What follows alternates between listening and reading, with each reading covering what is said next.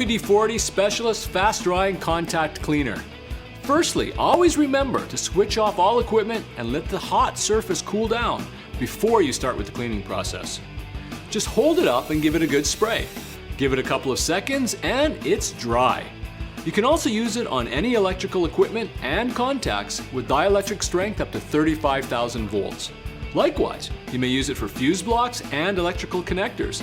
Just spray the WD-40 Specialist Fast Drying Contact Cleaner onto each connector generously.